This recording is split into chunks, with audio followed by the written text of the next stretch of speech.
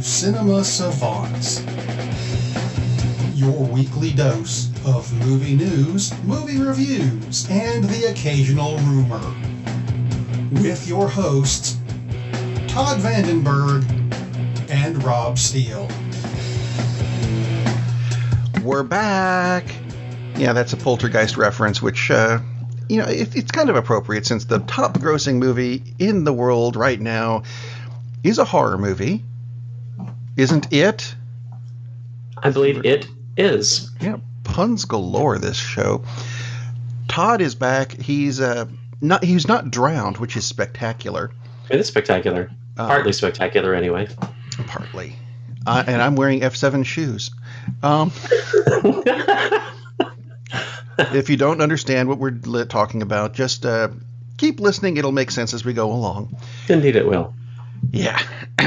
So, things we got going on this. We've got a lot of stuff to go over because actually we haven't been here for a while. We haven't. Between, weather. That sounds stupid to call a podcast on account of rain. And then you look at how much rain it was and you go, ooh. Yeah, it was a lot of rain. Call it on account of rain. Let's see. Let's start, I guess, with the box office. Do you think the weather had anything to do with the box office, or was it just the fact that all the films that are out right now are just kind of crap?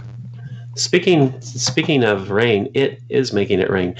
Now the box office has just been, other than one particular film, there haven't been a lot of decent movies at all for, seems like about 2 months now. Yeah.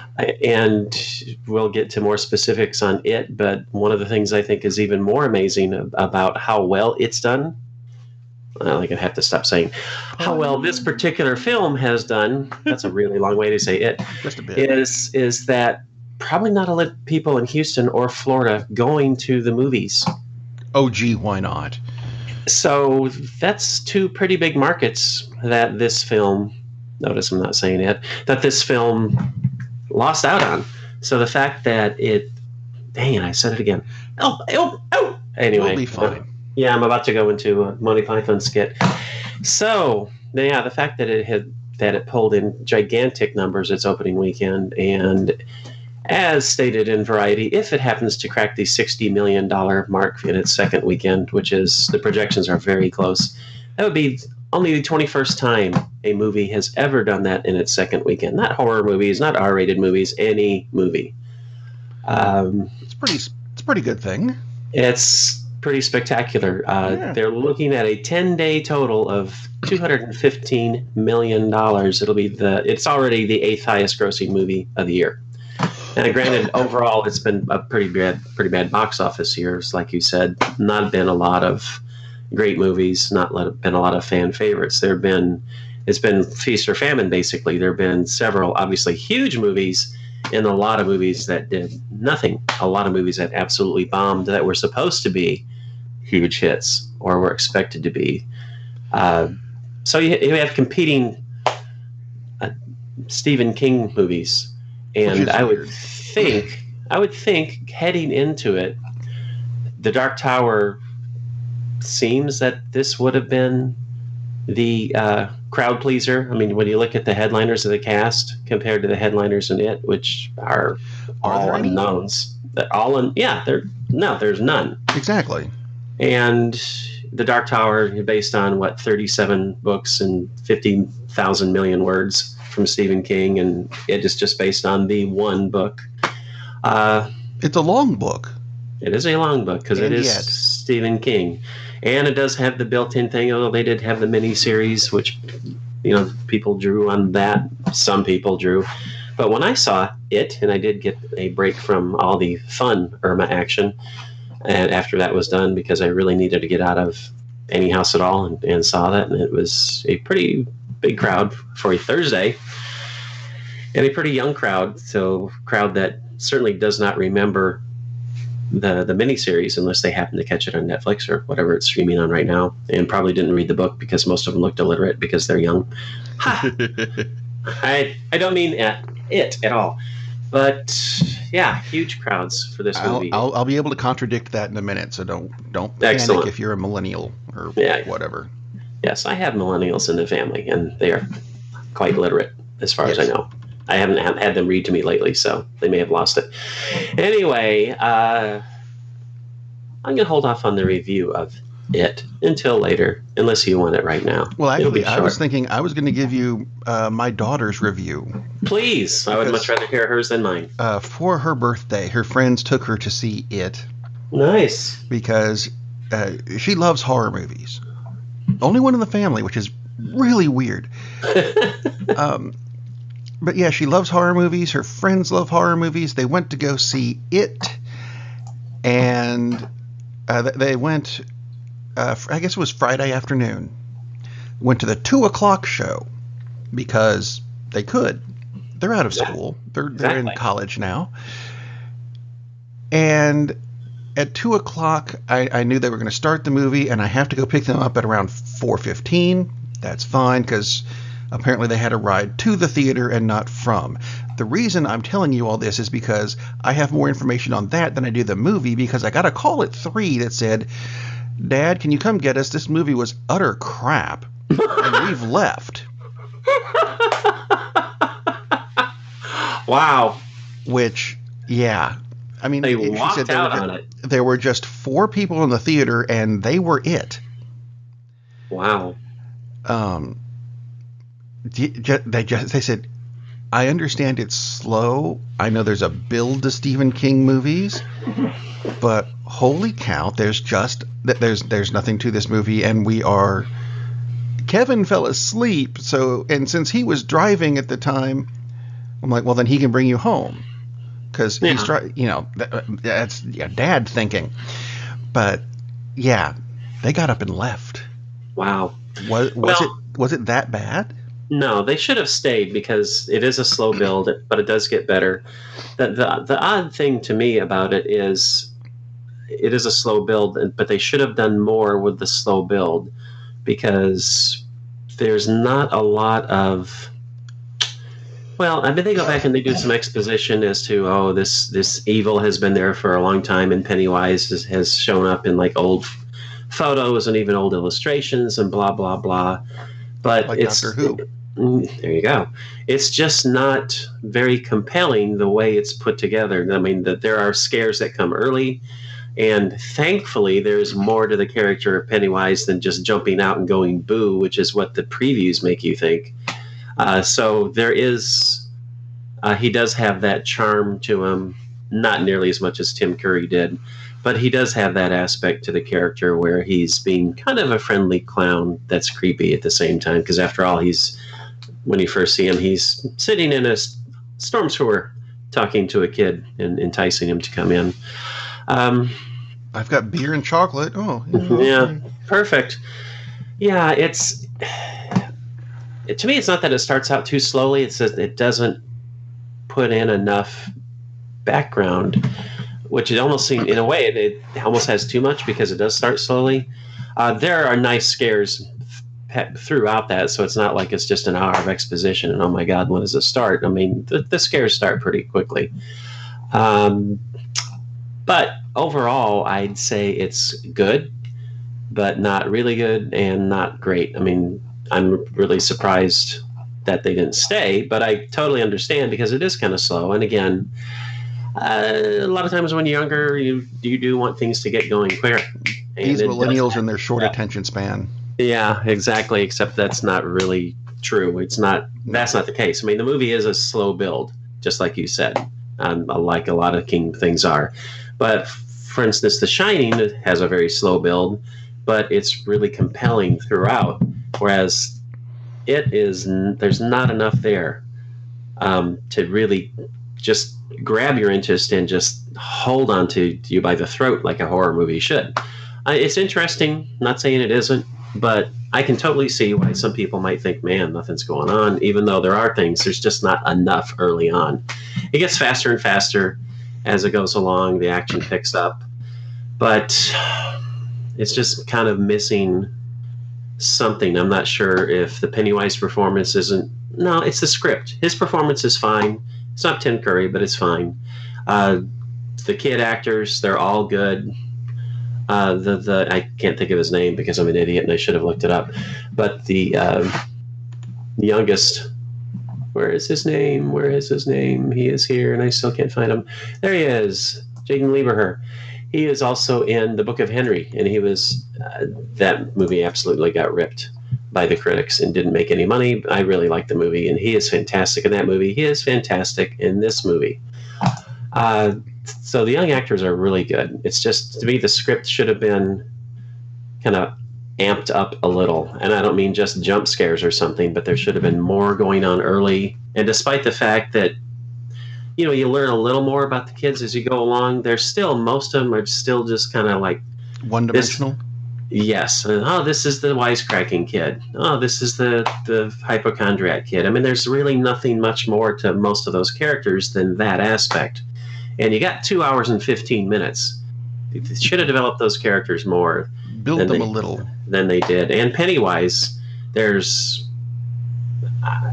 zero motivation. And, I mean, it's just, oh, he's evil and he kills people and only kids. It's like, and that's it. That's all there is to Pennywise. So there's not like a lot of depth. I mean, there's zero depth to the character. You don't get any sense that why he's doing it, if he compels to do it, if he likes doing it. It's just, for a character that should have a lot of depth, there's like no depth. So if you want to see a scary movie, yeah, it's a scary movie. I thought it was fun, but it's not gonna. It shouldn't. Well, I'm not going to speak for others. It certainly will not show up on my list of like the top 20 horror movies ever. Maybe not even the top 50. How about if they have an extended cut that's coming out on Blu-ray? I believe they do. And that might change things. But yeah, that's all I've got left for this anyway. There's apparently an extended take on the pre-cliff jumping scene. Nice. And a payoff to the Stan bar mitzvah setup. Nice. Having not seen the movie, I'm not entirely sure what these are talking about, but that's okay. Well, the cliff jumping scene, all that does is shows that the bravest character is the chick, which is what it was in the book and which it was in the miniseries, cool. and she was. I'm looking forward to Chapter 2. Yeah, they're making the official green light has been given. Which, gee, you think it's only made $200 million? The green light was given before it opened. To be fair, oh, absolutely. Just because the expectations were off the charts, and I don't think they were even this big. But because there's the chance to pay off and find out more about these characters, to see what happened to them, how they changed, etc. And one of the early casting rumors going around has been Jessica Chastain, and to me, I believe her name is Sophie Lilly. She is a dead ringer for a child Amy Adams. I mean, looks much more like Amy Adams. So but they should be in their early 40s. She looks like more like Amy Adams than Amy Adams. I don't know. I'm just probably looks more like Amy Adams now than Amy Adams did when she was 13. Hey. But yeah, so that's the other thing too. They have to get people in their 40s. Not that there's any shortage of actors and actresses in their 40s. Certainly not. But it'll be interesting to see how they cast it. And nothing has come out yet about that. So it'll be nice to see. Once we hear it, we'll have it on the show. Yes, we will. Actually, I want to throw this out just because it's stupid and technically not movie related entirely. It happened to me last night. Actually, I was looking for something to do because it was too early to go to bed. Didn't want to watch anything on TV. I downloaded a new thing on my phone, a game called Linguinis, which is it's one of those matching games, but it's crossed with Scrabble. And I thought that seems like it would be like a fun little game. And it gave me something to do until I went to bed. What I forgot to do was turn off notifications on my phone. Now, the reason that I'm tying this into horror, because at 1 o'clock this morning, my phone made this noise.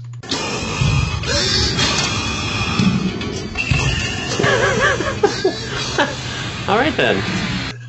Nice. So that's the sound my phone made.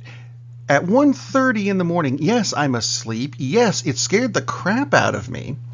Of course, my wife didn't hear a thing. Why are you awake? Why did you wake me up? I'm like, it wasn't me. It was the phone. Made a scary as hell noise, and you need to get up because I got to change the sheets.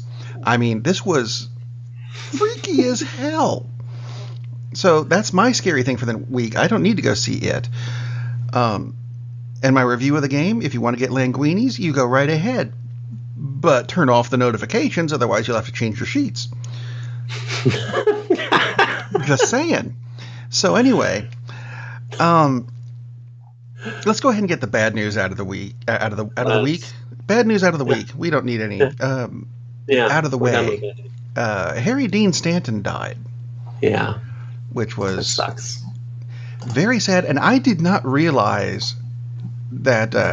I mean, I knew he not a spring chicken. Fully aware of that. I did not realize he was 91. Yeah, I thought he was in his 80s, but didn't realize he was in his 90s. He's about, it's 7 or 8 years older than I thought. So, and he definitely been around a long, long time. And he was in what, everything? Just about. Red Dawn, Alien, Escape from New York, Godfather Part 2, The Avengers. He was the guy who gave the Hulk some pants. No, if you go back, he was on Gunsmoke that's going back. Although I did see this on the list, and I want to find out what he was on Laverne and Shirley. I didn't know. Wasn't expecting that. I'll have to look that up later. Along with this, there's 2 name things that came up with me this week. I saw an interview having to do with Marvel, and they were talking about, I've been calling him Kevin Feige, and apparently that's wrong. Someone called him Kevin Foggy, as in the lawyer guy with Daredevil. Or, hey, there's these low-flying clouds outside. How do you know how to pronounce his name properly? Because I have not heard him say it. And that just confused the crap out of me. It's like, ooh, have I been pronouncing it horribly wrong the whole time? I don't know. Goes with another thing. My daughter was doing a crossword puzzle with movies and stuff, and it said, one of the questions was about the movie My Left Foot, which I, of course, have ignored. So I get on IMDb and I look it up, and I come across an actor whose name I'm really hoping is not pronounced the way it's spelled, because it's spelled Ray McAnally. And that's a very weird way to spell that. It is. McNally, I've heard, but never McAnally. Which, anyway. Interesting. Something else that I didn't quite understand this week is Disney released an update to their release schedule, telling us about movies that are coming out in 2018, 2019, and I think they went as far as November 8th, 2019. There's a movie called Nicole, which is apparently following Santa Claus's daughter. Okay, fine. Do you schedule going to see movies that far out? Because I'm free for lunch all next week. And I'm looking at this schedule going, holy crap. And I understand that they have to have it. Yes, but they do have to have it. Wow. Really? I don't plan that far in advance. Yeah, the internet is a news consumer, and so anything that anybody might possibly want to know, so that's why that's out there, because it's information. So, okay, well, I got to post this. So that's why we know that, in 2027, Hulk 7 will come out. That's the point we're at. So it's weird. It is very weird indeed. Almost as weird as hearing Liam Neeson is retiring from action movies. Which, Liam Neeson, he's just turned 65, I think, or something? I was going to say, he is Harry Dean Stanton's older brother, so it's about time he retires from action films. Although, he's not. The 60s, mid 60s wouldn't surprise me. No, I mean, in a way, it kind of does, but just turned 65 back in June. And I am now going to go back and watch the first movie I ever saw him in, which was Crawl. Good idea. Yeah, Liam Neeson and Robbie Coltrane. And if you don't know who Robbie Coltrane is, it was Hagrid. Yes. Only You're sad. shorter and less fuzzy. You're a sad person if you don't know who Robbie Coltrane is. He's excellent. He's excellent. He is. I really enjoyed him. I liked him in the Bond movies, but, you know. Mm-hmm. I'm sure he's going to pop up in the Star Wars movies at some point, because there's several left. And actually, this, I guess, goes back to the Disney release date thing, because Star Wars 9 was delayed from May of 2019 to December of 2019. Wow. That's what happens. That's what happens when you dump your directors. Yeah, they got a new director. J.J. Abrams is going to be directing Star Wars 9, so prep the lens flare machine. Which is interesting. They are going. We seem to be going back to. We had a long phase where the studios weren't as important in a lot of ways, but it was more the directors were driving the industry. And now, and especially with the huge franchises like Marvel, like Star Wars, it's much more the production company is back. You know, they're the ones who hold the reins, because in Marvel movies, I mean, I know offhand most of the directors, but most people aren't going to think, oh, wow, I really like that movie because this is the person who put it, or who directed it. They just know it's a Marvel movie. Doesn't matter to them that Kenneth Branagh directed this. You know, it's doesn't fit. Just not on their radar. It really doesn't need to be. I mean, for just a movie fan, I like that movie. That's cool. Right. And they're so production driven because they want everything to fit. It has to be within this scope, which is why we wound up getting Baby Driver sooner than we did, because Edgar Wright didn't do Ant-Man because he didn't fit their vision. And Ant-Man was fun. Paul Bettany? What? Interesting. Anyways, this is the pun episode. We told you there would be puns in this episode. Yes, Ed. So you have pretty big name directors that are just getting dumped because nope, that's not the way we're going. And to be completely frank, for the first time ever on this show, not really, they should dump the director. If the director's not going with what they see the movie should be, then okay, that's the wrong fit. We've talked about that before. It's like, well, then why did you think it was the right fit to begin with? You know what they've worked on before. Duh. You know, if you don't like the guys who did the Lego movie, then don't hire them. So it seems kind of odd that you would think you would get a different take than you did. But anyway, that's neither here nor there. So I wouldn't be surprised to see this happen more and more frequently. Yeah. Where, this just isn't going to work. It's odd that it, in some cases, takes so long for them to realize it's not going to work, and you wind up having major delays, because not getting the Star Wars movie in May is kind of a big deal. Yeah. So, especially with all the publicity and announcements and everything, and right. But that's a big getting the right Star Wars movie, big money maker. Oh yeah, absolutely. But getting it right as opposed to just throwing it out there. You know, maybe this is off. Much better. So and you kind of have to trust at this point, because I'm not a huge fan of either of the Star Wars movies we've gotten so far. I mean, they're both really good. They're much better not than as good that. as the original trilogy. Exactly, but they're a huge improvement over the crap fest, which was the second trilogy. So I'm not about to complain. They weren't that bad. Although I do have some news about them this week. Oh, have they burned all the... No, never mind. What is the news about them? Daniel Logan, who is an actor that very few people are going to remember by his name so far. He's the guy who played Itty Bitty Boba Fett in episode 2. Mm-hmm. He's in a new movie called The Time War. Has nothing to do with Doctor Who, which is kind of disappointing. That is. But he's grown. He's at least a late teenager now, because, it has been that long. Oh, yeah. All grown, he's playing a time warrior The plot of this movie, in short form, is that the Nazis experimented with time, and now they have to correct all the things that Adolf Hitler changed when he went back and rewrote history. And they said, no, it's not a comedy, because it sounds like it could be. Really? That sounds like a comedy? That doesn't sound like a comedy to me.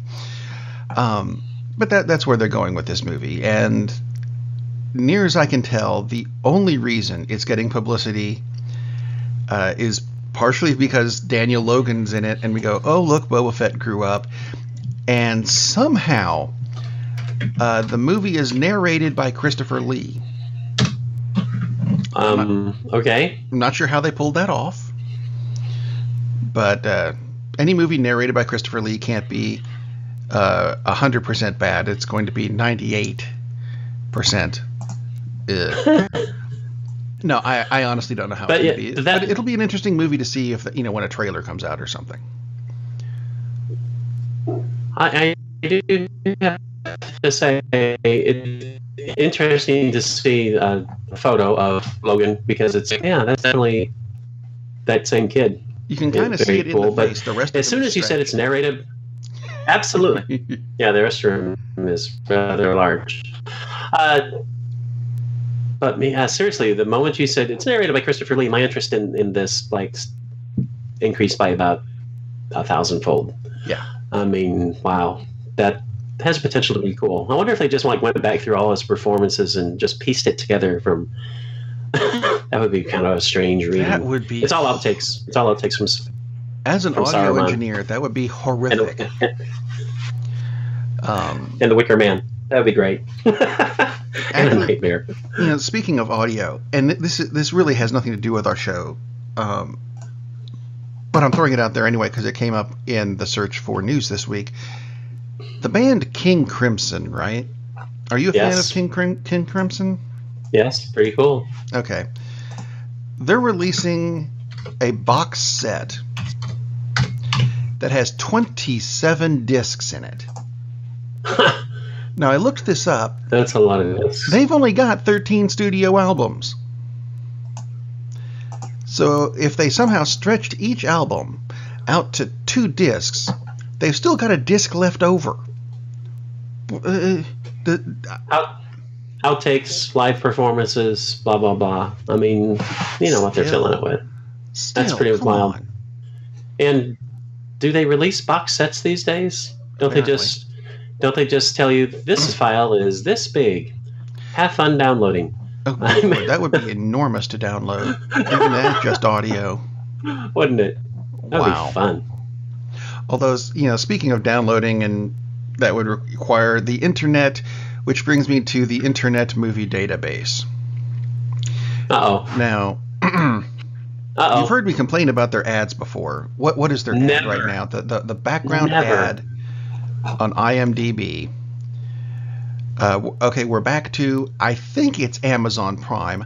I can't tell. It doesn't say what it's an ad for. You kind of have to guess. There have been some this week where I've looked at it and gone, and I still could never figure out what it was for. Probably the IMDb. So this week, I'm waiting for it to load. Right now, my connection is kind of goofy. There was an ad on CNET on their downloads page that had the same concept where there's an ad as the background image. And you know what they had on this ad? The name of the product they're selling. So, dear IMDb, look at CNET, get the idea of what they're doing, do it yourself, because I don't know what the hell you're advertising half the time. There was one this week that was a rainbow. It was a pretty rainbow. It was a high quality, high resolution rainbow. Don't know what the hell it was advertising for. I'm just saying. Annoys the hell out of me when they do things like that. So let us move on. I'm still waiting for my ad to load. You know what? I'm going to recommend stop loading your ad because we're losing your voice. Oh dear. Which is ungood. So anyway. My ad won't load. Makes me sad. This week, ABC has said that they are going to be rebooting the TV show The Greatest American Hero, which I enjoyed that show. Oh, beautiful. Which, if you haven't seen the show before, was about a guy named Ralph who was abducted by aliens and given a suit that gives him superpowers so he can save the world. The problem is he lost the instruction book. Yes. Which made for a very original show, I think, because you don't see superheroes who don't know how to use their powers to the extent that he doesn't know how to use his powers. A very fun show. Which is why, if you watch the trailer and see him flying through the air, but he's flailing, it's because he doesn't know how to fly. It was a fun show. Starring originally William Catt, Robert Culp, and Connie Selica. This time, however, they're not giving it to a white English teacher. They're going to be giving the suit to a 30-year-old Indian American woman from Cleveland named Mira. That should make, I think, a very interesting plot twist. Because that's... I agree. Certainly not what I would have expected. And you know what? I don't mind the gender switching thing as long as you do something original with it, and I think this qualifies. Absolutely. It's a great premise, like you said, because it's not explored very often, which is kind of unusual to not having it come back again and again and again. I think it's a very, very cool idea. I love changing up the casting. Makes perfect sense because, gee, you know what we need more of is male white heroes. No, not really, because there are thousands of them. So cool. I mean, I like the fact. Ultimately, of course, is how will the scripts be. That's what matters. But right.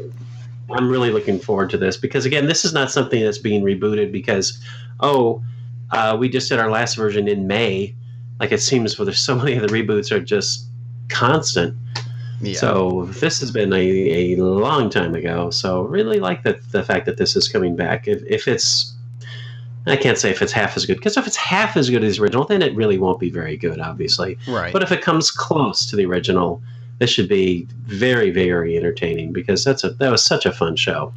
It was William Catt had a lot of charm, so hopefully this actress has just as much charm as he did. I mean, because that really made it work.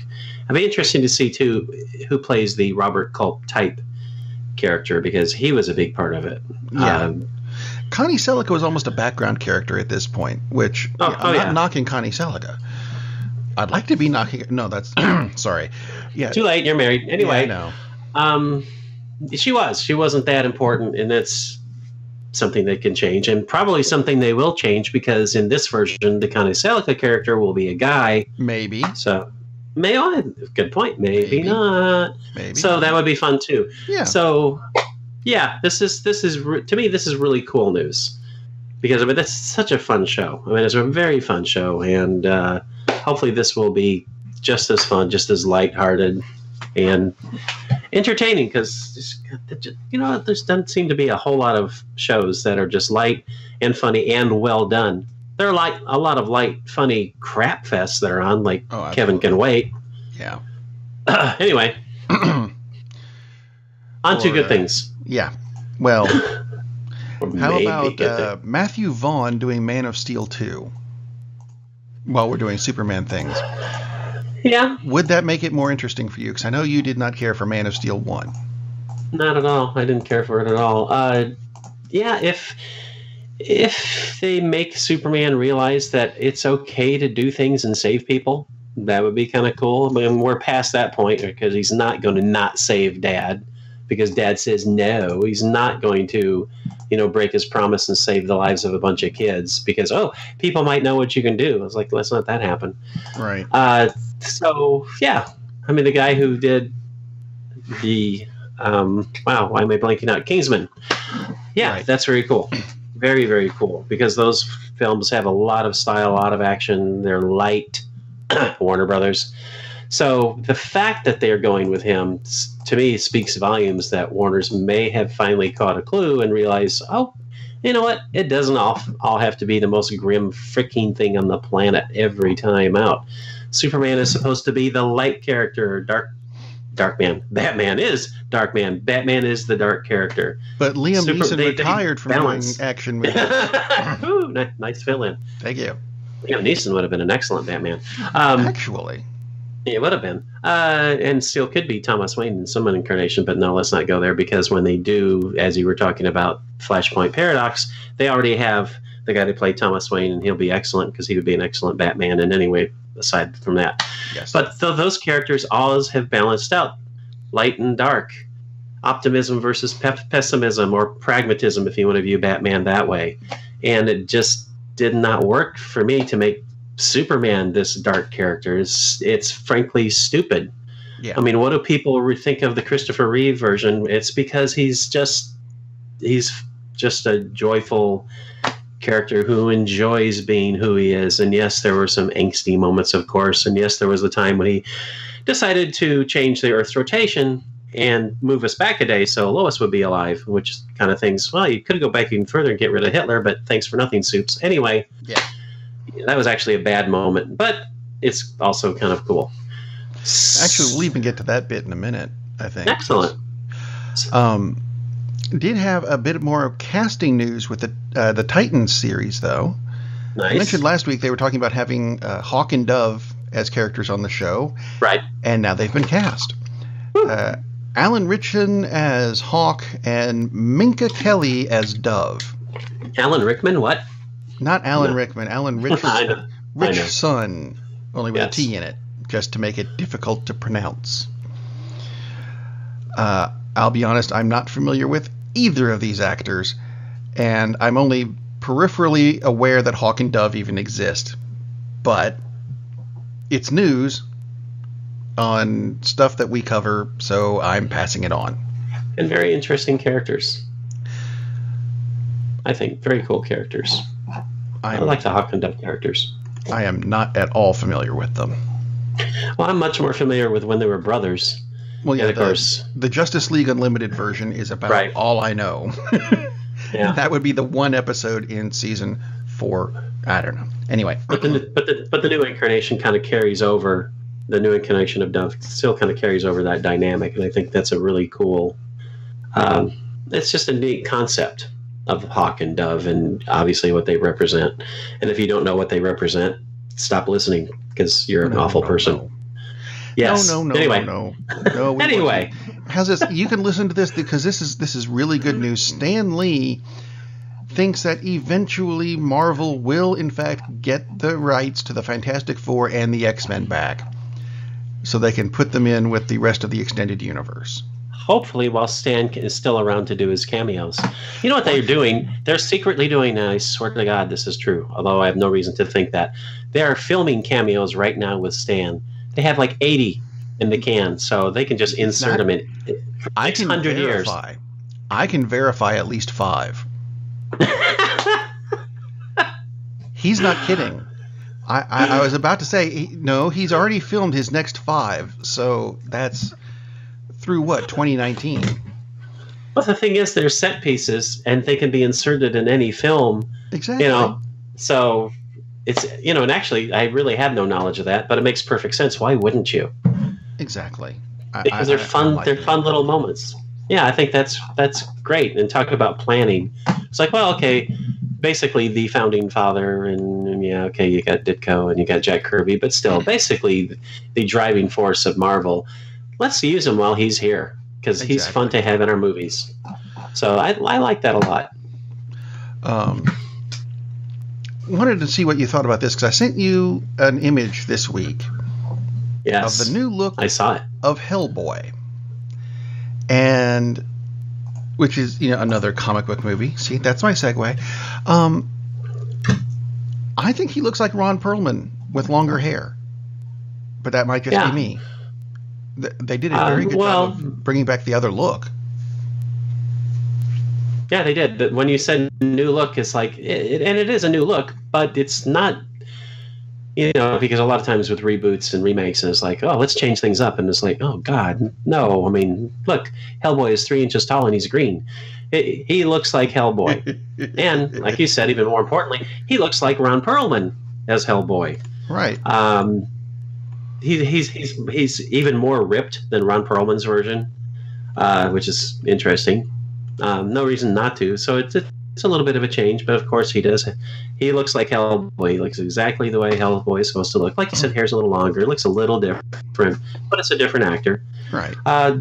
Very cool. Makes me happy. You know, if we couldn't get Ron Perlman, but I mean, realistically, you know, at some point, like Liam Neeson, yeah, you know, you get the point where you're not going to be doing action roles anymore. So I'm cool with that at this point. I really wish we had gotten another Ron Perlman Hellboy, and Ron Perlman is apparently 67.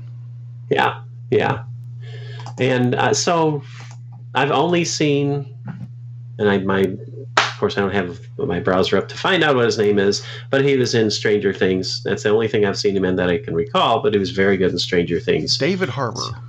David Harbour, thank you. Yeah, he was very good in that. And I'm very happy that Hellboy is coming back because I really like both of the Hellboy movies. So even though it's a different group, the creator is involved. That's probably the most important thing. Right. So if Mike Mignola is on board, should be a pretty good sign that everything will be fine with Hellboy. So I like it. It's nice again to look at a reboot or a remake, however you want to call it, or a reimagining or a re-cash cow. Oh, is that what they really want? Yeah. Yes. And say, this looks like this will be fun. This looks good. I'm looking forward to this, as opposed to, oh, look, here's the next crap fest, which will fail. So very, very cool. Speaking of failing crap fests, or at least the potential thereof, are you looking forward to Blade Runner 2049? I'm looking forward to it, but I'm also fearful. There's just been so many. There have been so many miscalculations, let's say. Yeah. Especially this year. So it's kind of scary. I'm looking forward to it, but I'm not like, oh, I can't wait, because I'm kind of afraid that, wow, that kind of sucked. So, and I know you're not a big fan at all of Blade Runner. I really like the original Blade Runner. It's not that I'm not a big fan of it. It is slow-paced, et cetera, et cetera. There's going to be an animated prequel to 2049 called Blackout 2022. Apparently it's being made by anime filmmaker Shinichiro Watanabe, who has done some really cool stuff like Cowboy Bebop and Samurai Champloo. Very cool things. The thing is, they made this big announcement. They said, here is a look at some of his stuff that he's doing for this show.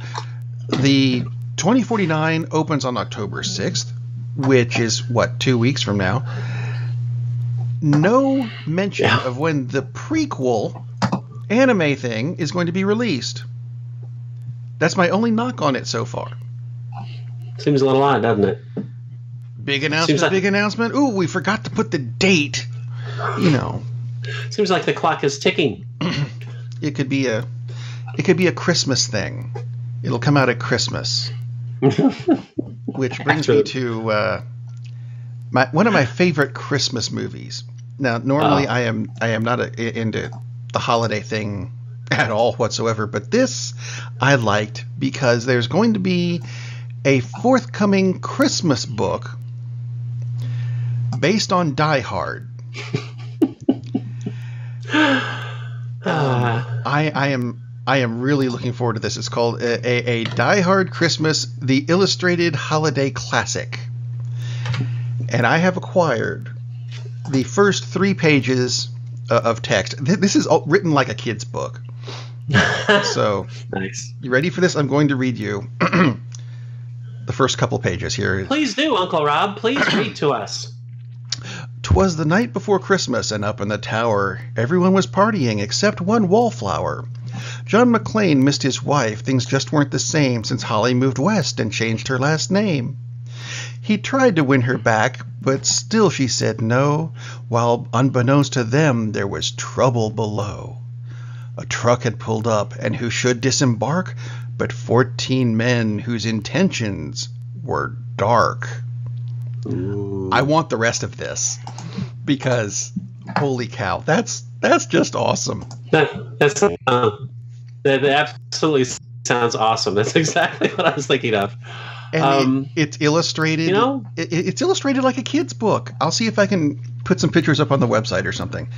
or a link to where I got the information. That's awesome. From. It really is. I want this. Which makes me happy. Yes, I want this too. So when you get your copy, photocopy it. And, no. I'll get my own copy.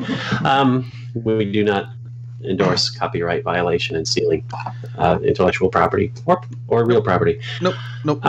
Speaking of Die Hard, and therefore speaking of Bruce Willis, have you seen the previews for Death Wish? I have. And what do you think? I have no idea. I thought see, if you had told me that it was a new movie that had a new title and was not called Death Wish, I would have said that that's a really that was a cool movie and I would have liked it. But it's a reboot of a movie that I'll admit I should have seen by now, but haven't. Oh, you really should have. So because of that, though, I don't know if I'm going to like the new one, because before I see it, yes, I'm going to have to watch the old one first. You know what? I wouldn't. I would approach this. I would approach this as a new movie, and because if you watch the old one and this one changes enough, because I think they're from the previews and previews, you really can't tell much depth of what's going on in a preview. That they don't have time to give you any depth. I get that. From what I see in the previews, it seems to be lacking the depth that was in Death Wish. So I would just take it as a new thing, and then maybe go back and watch Death Wish afterwards. The original is how I would approach it. Death Wish with Charles Bronson is definitely worth watching.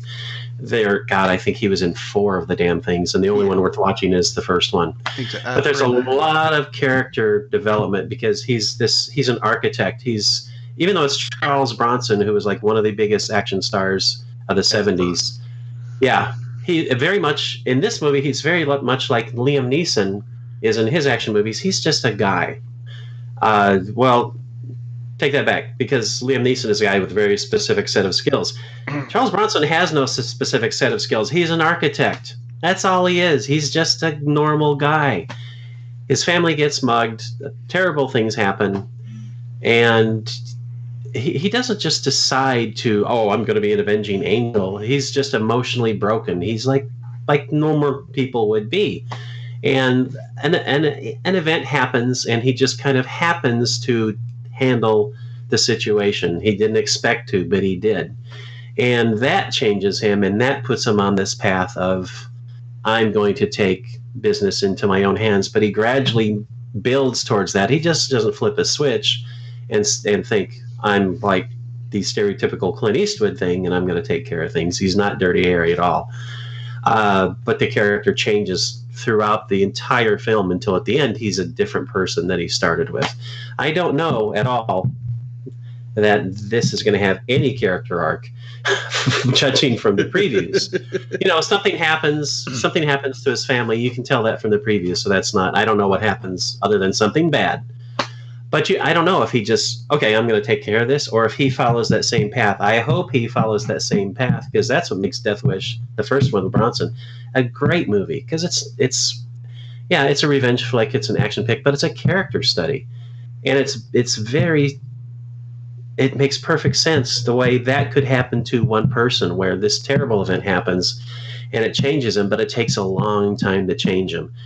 And I hope that's what this is, because Bruce Willis he can be a great actor. I mean, He has a lot of range. It's just most movies, they don't ask him to do it, so he doesn't. There's nothing there for him to do in this script. I really hope that's because this could be a great movie. If they don't do that, this will be a fun movie, and that's okay too. Right. So I'm looking forward to it either way, but I really hope they go with that arc, because that was just so cool watching Charles Bronson just being this guy, and then gradually, becomes. He doesn't have a death wish. It's everybody who crosses his path by the end of the movie has a death wish, and that's what makes that movie so good. And I really hope that this one does the same thing. My one thing is I just wanted them to give it a different title, and I would have been better with it. And I agree. Oh, absolutely, I agree, because that way they don't have to follow that same path, and they avoid the comparisons, and they can just put, okay, if you based on a Death Wish, okay, and somewhere buried into the credits, 6 minutes into the end credits, based on the novel, whatever that Death Wish was based on. I'm pretty sure Death Wish was based on a novel, and they can just put it in there, and that way they avoid any kind of comparisons and blah blah blah. That would have been, to me, that would have been smarter, because I don't know that Death Wish has any built at this point. How much built-in buzz are you getting because it's the new Death Wish movie? Gee, I've been waiting for this for 47 years. Probably not. So I agree, they should have just gone with their own title, but we'll see. I really hope. I mean, if it was a shot-for-shot remake, that would make me happy. That would be cool. Maybe not so much, because the shot-for-shot remake of Psycho is awful. But but they could follow the plot very closely, and that would make me very happy. Because, man, that was a good movie. And Bruce Willis in an action film where he's kicking ass. Eventually, at some point, hopefully it takes him a while. It'll be fun. To have some good parts. Oh, yeah. Yeah, definitely. And I hope there are very few Bruce Willis wisecracks. Because, to me, that's fun and stuff like Die Hard. But I would like to see this as a more serious film. Right. We'll see. Speaking of really good and influential films, there was a list that came out this week that I actually really liked, and apparently a lot of other people really agreed with it. Because most of the time when you get here's the top 100 films of all time, and you look at it and go, that one? Really? This one was different. This was the 70 most I'll get it out eventually. 70 most influential visual effects movies ever. And I think one of the best things about this list was it was not in, here's the number one movie, number two. No, it came out in alphabetical order, which I think helps, because then there's not a, how could you put this movie instead of that movie? Well, because alphabetically, D comes before G, which I think helped. I just had a couple minutes really to look at it up until now, and I'm looking at it again. And my second run through, it's an absolutely probably about as perfect a list as you get. I'm sure there was something like, why is that not there, et cetera, et cetera. But oh, Skype. It really helps too. Like you said, it's not ranked. Yeah. There are some things that I think are a bit surprising that they're not there, but I understand it. The new, actually, any non-original Star Wars trilogy movie is not on this list.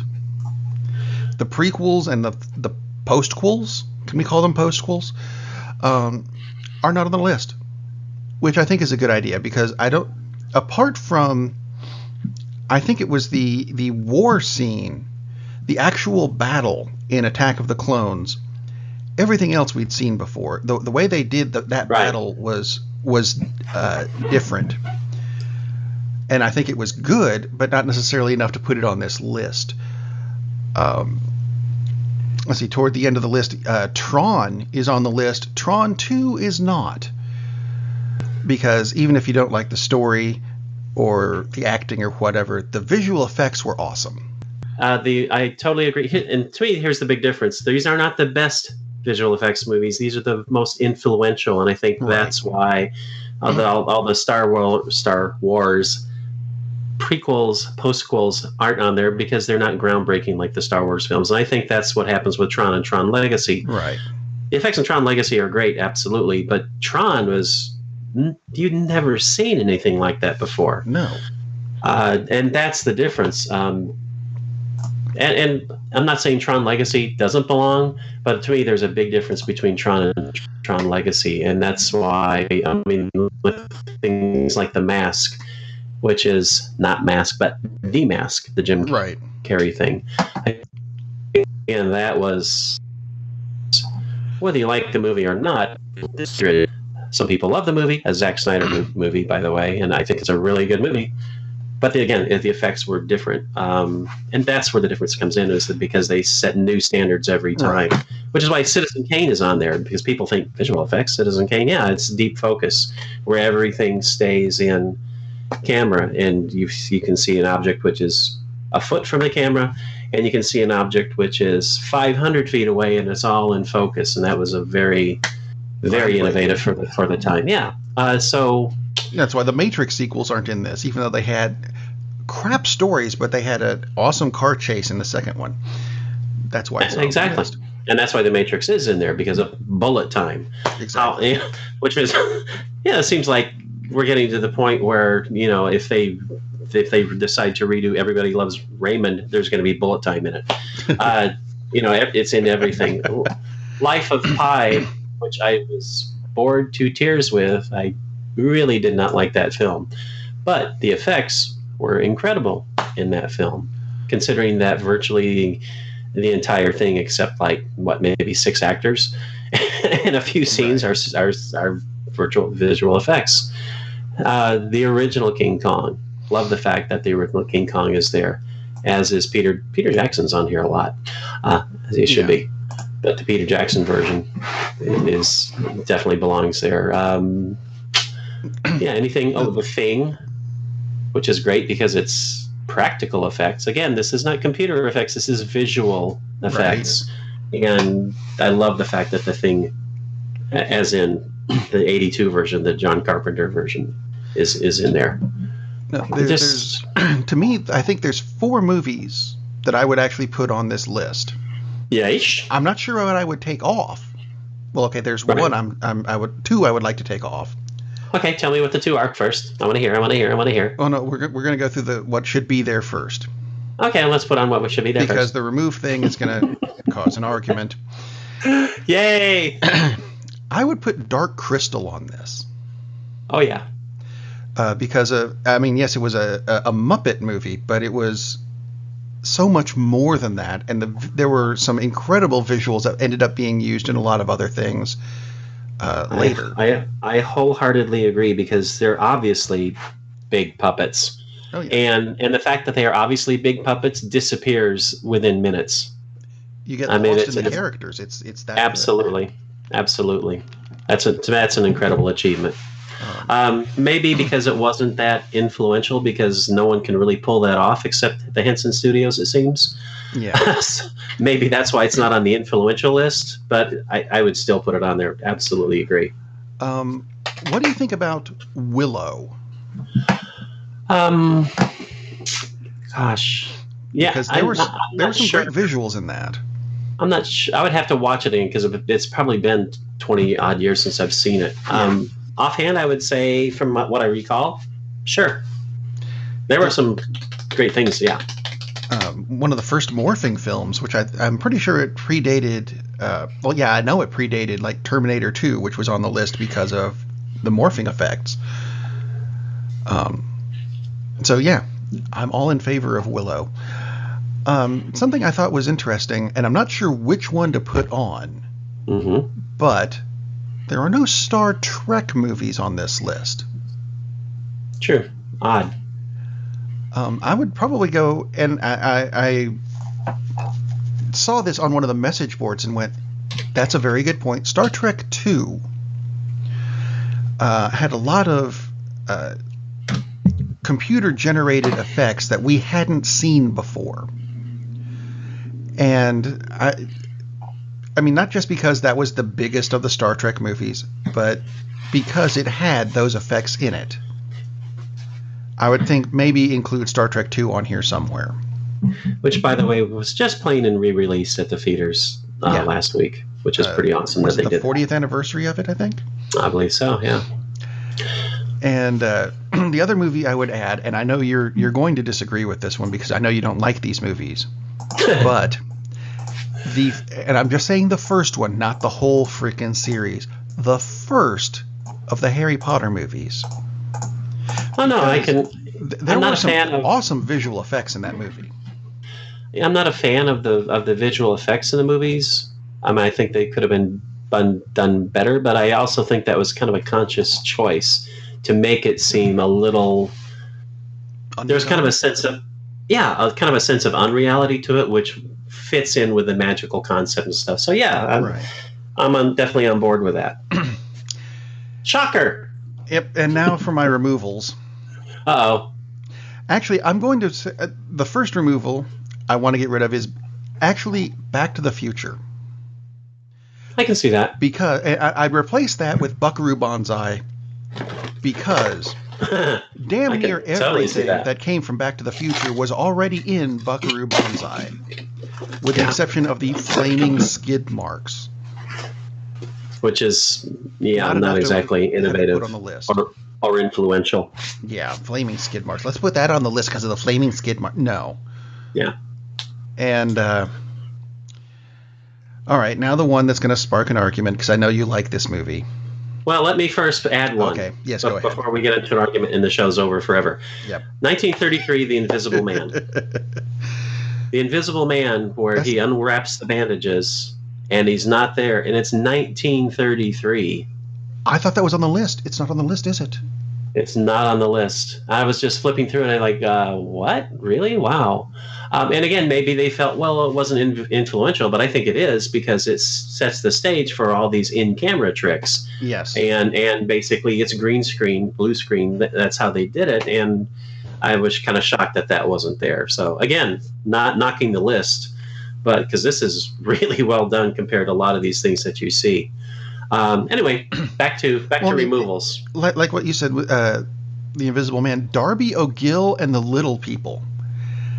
I had to look that movie up because I didn't know what the hell this was. Sean Connery and Leprechauns. Yeah, Sean Connery and Leprechauns, exactly. And their Leprechauns are little. It's all green screen and camera angles, like Lord of the Rings, only in, what was this, 1958?